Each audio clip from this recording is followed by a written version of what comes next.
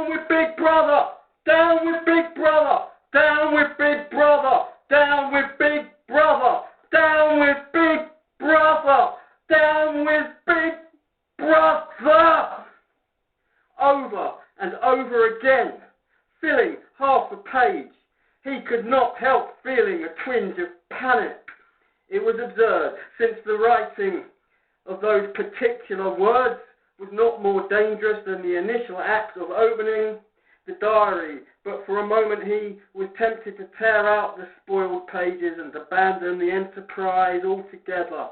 He did not do so, however, because he knew that it was useless. Whether he wrote down with Big Brother or whether he refrained from writing it made no difference. Whether he went on with the diary or whether he did not go on with it made no difference.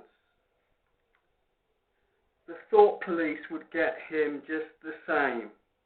He had committed, would still have committed, even if he had never set pen to paper, the essential crime that contained all others in itself. Thought crime, they called it. Thought crime was not a thing that could be concealed forever.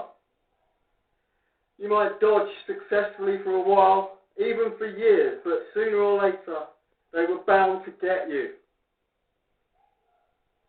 It was always at night the arrest invariably happened at night.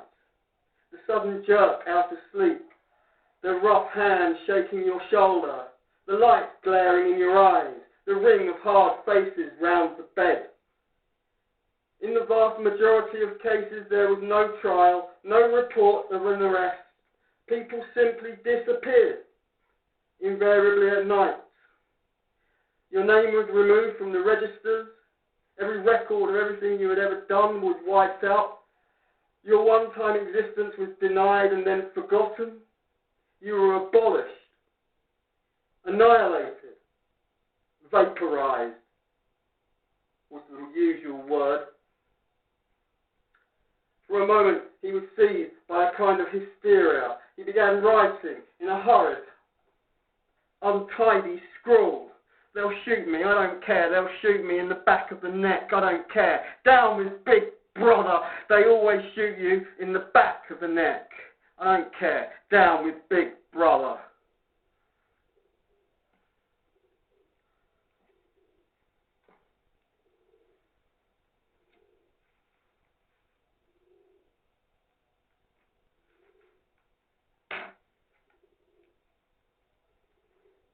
He sat back in his chair, slightly ashamed of himself, and laid down the pen.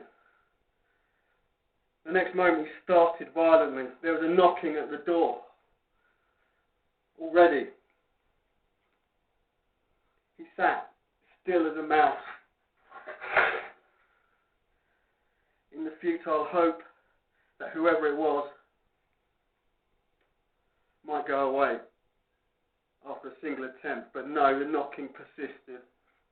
The worst thing of all would be to delay. His heart was thumping like a drum, but his face, from long habit, was probably expressionless. He got up and moved heavily towards the door.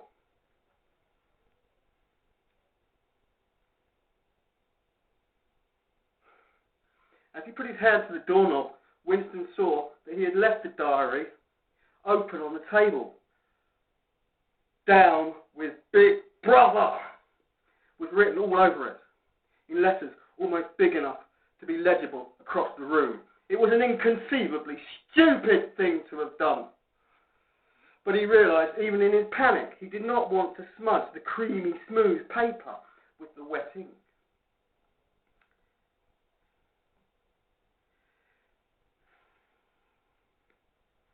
He drew in his breath and opened the door. Instantly, a warm wave of relief flowed through him. A colourless, crushed-looking woman with wispy hair and a lined face was standing outside. "Oh, comrade!" she began in a dreary, whining sort of voice. "I thought I heard you come in. Do you think you could come across and have a look at our kitchen sink? It's got blocked up and..." It was Mrs. Parsons,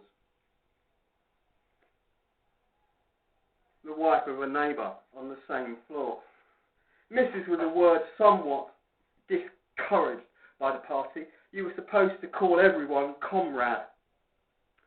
But with some women, you used Mrs. instinctively. She was a woman of about 30, but looking much older. One had the impression there was dust in the creases of her face. Winston followed her down the passage.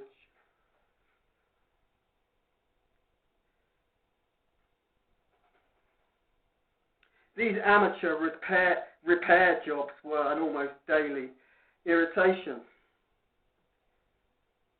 "Of course, it's only because Tom isn't home," said Mrs. Parsons vaguely.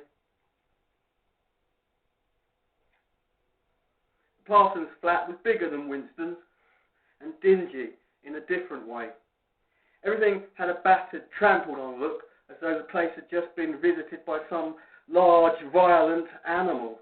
Games equipment, hockey sticks, boxing gloves, a burst football, a pair of sweaty shorts, turned inside out, lay all over the floor, and on the table was a litter of dirty dishes and dog-eared exercise books. "It's the children," said Mrs. Parsons, casting a half-apprehensive glance at the door. "They haven't been out today." And of course, she had a habit of breaking off her sentences halfway through. The kitchen sink was full nearly to the brim with filthy greenish water that smelt worse than ever of cabbage. Winston knelt down and examined the angle joint of the pipe. He hated using his hands, and he hated bending down, which was always liable to start him coughing. Mrs. Parsons looks on helplessly. "Of course, if Tom was home, he'd put it right in a moment," she said. "He loves anything like that. He's ever so good with his hands, Tom is." Of course, Parsons was Winston's fellow employee at the Ministry of Truth. He was a fattish but active man of paralysing stupidity, a mass of imbecile enthusiasms, one of those completely unquestioning, devoted drudges on whom, even more than on the thought police, the stability of the party depended. At 35, he had just been unwillingly evicted from the Youth League before graduating into the Youth League. He had managed to stay on in the Spies for a year beyond the statutory age. At the ministry, he was employed in some subordinate post for which intelligence was not required. But on the other hand, he was a leading figure on the sports committee. And all the other committees engaged in organising community hikes, spontaneous demonstrations, saving campaigns and voluntary activities generally. He would inform you with quiet pride between whiffs of his pipe that he had put in an appearance at the community centre every evening for the past 4 years. An overpowering smell of sweat, a sort of unconscious testimony to the strenuousness of his life, followed him about wherever he went, and even remained behind him after he had gone. Have you got a spanner?" said Winston, fiddling with the nut on the angle pipe. "A spanner," said Mrs. Parsons, immediately becoming invertebrate. "I don't know. I'm sure perhaps the children." There was a trampling of boots as the children charged into the living room. Mrs. Parsons brought a spanner. Winston let out the water and disgustedly removed the clot of hair that had blocked up the pipe. He cleaned his fingers as best he could in the cold water from the tap and went back into the other room. "Up with your hands!" yelled a savage voice. A handsome, tough-looking boy of 9 had popped up from behind the table and was menacing him with a toy automatic pistol, while his small sister, about 2 years younger, made the same gesture with a fragment of wood. Both of them were dressed in the blue shorts, grey shirts and red neckerchiefs, which were the uniform of the spies. Winston raised his hands above his head, but with an uneasy feeling. So vicious was the boy's demeanour that it was not altogether a game. "You're a traitor," yelled the boy. "You're a thought criminal. You're a Eurasian spy. I'll shoot you. I'll vaporize you. I'll send you to the salt mines." Suddenly they were both leaping round him, shouting, "Traitor!" and "Thought criminal!" The little girl imitating her brother in every movement. It was somehow slightly frightening. There was a sort of calculating ferocity in the boy's eye, quite evident desire to hit or kick Winston, and a consciousness of being very nearly big enough to do so.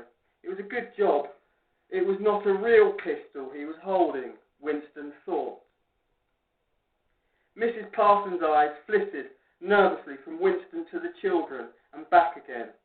In the better light of the living room, he noticed with interest that there actually was dust in the creases of her face.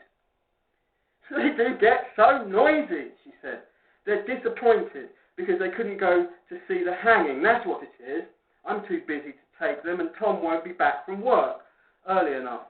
"Why can't we go and see the hanging?" roared the boy in his huge voice. "Want to see the hanging, want to see the hanging," the girl chanted, still capering round. Some Eurasian prisoners guilty of war crimes were to be hanged in the park that evening, Winston remembered. This happened about once a month and was a popular spectacle. Children always clamoured to be taken to see it.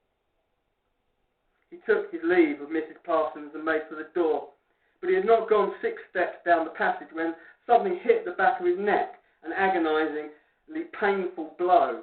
It was as though a red-hot wire had been jabbed into him. He spun round just in time to see Mrs. Parsons dragging her son back into the doorway while the boy pocketed a catapult. "Goldstein!" bellowed the boy as the door closed on him.